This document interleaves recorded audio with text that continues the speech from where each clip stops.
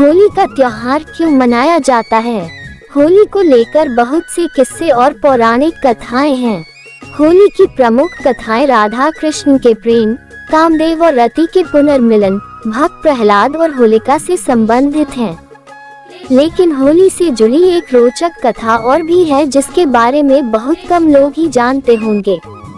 माना जाता है कि ये कथा भगवान श्री कृष्ण ने द्वापर युग में युधिष्ठिर को सुनाई थी। कहा जाता है कि होली की इस कथा के माध्यम से भगवान श्री कृष्ण ने युधिष्ठिर को संपूर्ण संसार के सार का ज्ञान करवाया था। पौराणिक कथा के अनुसार एक बार धर्मराज युधिष्ठिर ने भगवान श्री कृष्ण से होली के आरंभ की कथा के विषय में प्रश्न पूछा। इस सवाल को सुनकर श्री कृष्ण मुस्कुराए और उन्होंने धर्मराज युधिष्ठिर को होली की कथा कहानी आरंभ की। भगवान श्री कृष्ण बोले, एक बार भगवान श्री राम के पूर्वज रघु के शासन में एक असुर स्त्री हुआ करती थी। वह असुर स्त्री गांव के लोगों को मारकर उन्हें खा जाया करती थी। धीरे धीरे वह गांव के बच्चों का भी शिकार करने लगी।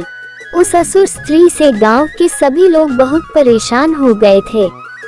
गांव वालों की इस परेशानी को दूर करने के लिए एक दिन गुरु वशिष्ठ ने उन्हें बताया कि उस असुर स्त्री को मारा जा सकता है। उन्होंने कहा कि गांव के सभी बच्चों को मिट्टी से उस असुर स्त्री की मूर्ति बनाकर एक चौराहे पर रखनी होगी और उस मूर्ति के चारों तरफ उपले, लकड़ियां और घास फूस जमा करके इस तरह रखनी है कि वो असुर स्त्री अपनी मूर्ति न देख पाए। इसके बाद उस जगह की पूजा अर्चना करके घास फूस, उपले और लकड़ियों के साथ ही उसकी मूर्ति को जला दे तो वो असुर स्त्री मर जाएगी और गांव वाले उससे मुक्त हो जाएंगे। गुरु वशिष्ठ जी की बात मानकर बच्चों और गांव वालों ने ऐसा ही किया।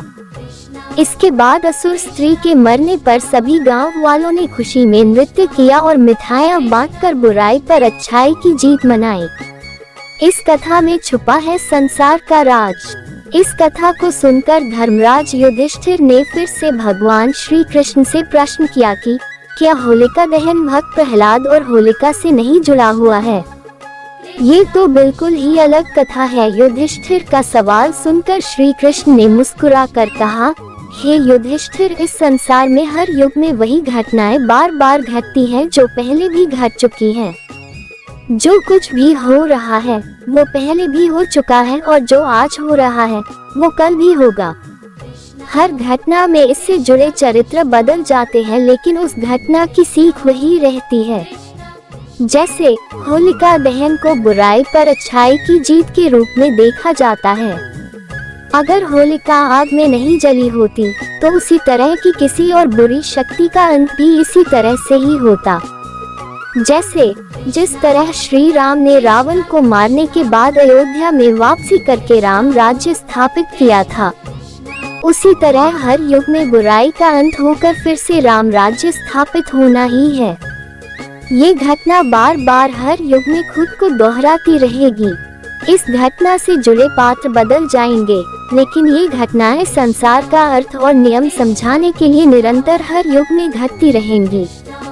यही संसार का नियम है। हर एक युग इसी तरह से चलता रहता है। इस कारण से हर मनुष्य को अपने कर्मों की प्रधानता को समझकर अपने कर्मों पर ध्यान देना चाहिए। कर्म सर्वोपरि है। आपको हमारी कहानी अगर अच्छी लगे तो कृपया चैनल को सब्सक्राइब करें ताकि इस तरह की वीडियो का नोटिफिकेशन आप पे सबसे पहले पहुंचे।